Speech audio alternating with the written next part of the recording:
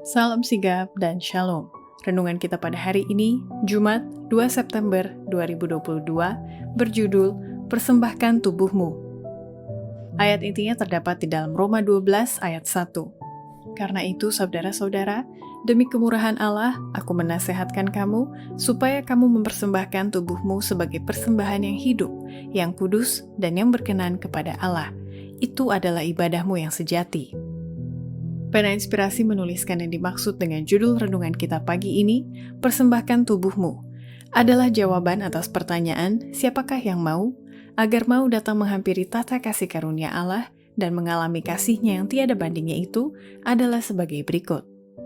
Pertama, alasan kita perlu mengikuti nasihat Paulus, persembahkan tubuhmu, dikarenakan itulah yang dikehendaki Allah agar kita mempersembahkan tubuh, pikiran, hati, jiwa, dan kekuatan kita di bawah pelayanan kepada Allah.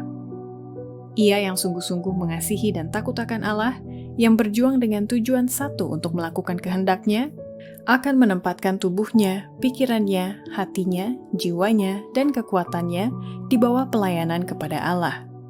Demikianlah halnya dengan Henokh. Ia berjalan dengan Allah. Mereka yang bertekad membuat kehendak Allah menjadi kehendak mereka harus melayani dan menyenangkan hati Allah dalam segala sesuatu. Kemudian tabiat akan selaras dan seimbang, konsisten, gembira, dan benar.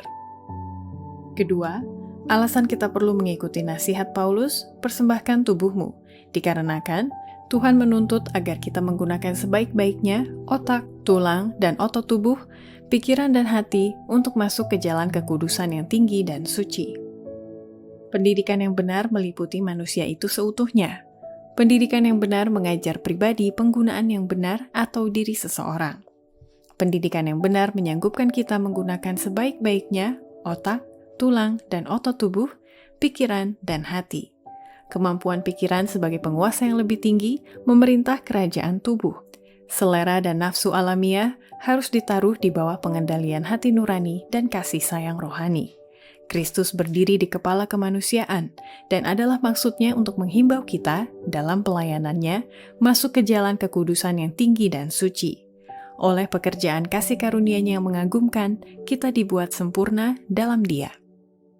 Ketiga, alasan kita perlu mengikuti nasihat Paulus, persembahkan tubuhmu, dikarenakan kita perlu membuktikan telah memelihara dan menjaga dengan sebaik-baiknya semua kuasa pikiran dan tubuh yang dikaruniakan Allah itu buat pelayanan baginya. Persyaratan Allah harus dibawa ke rumah, ke hati nurani.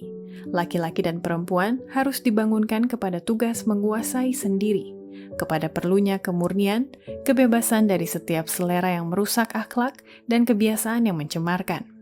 Mereka perlu diberi kesan dengan kenyataan bahwa semua kuasa pikiran dan tubuh mereka adalah karunia Allah dan harus dijaga dalam kondisi sebaik mungkin bagi pelayanannya. Keempat, alasan kita perlu mengikuti nasihat Paulus, persembahkan tubuhmu, dikarenakan jika ada yang memanjakan diri berlebihan, itu adalah dosa. Memanjakan diri berlebihan dalam makan, minum, tidur, atau menonton adalah dosa. Tindakan sehat yang harmonis, seluruh kuasa tubuh dan pikiran menghasilkan kebahagiaan. Kuasa pikiran harus digunakan kepada tema-tema yang berhubungan dengan kepentingan-kepentingan kekal kita. Ini akan baik untuk kesehatan tubuh dan pikiran. Demikianlah renungan kita pada hari ini. Kiranya Tuhan memberkati kita semua.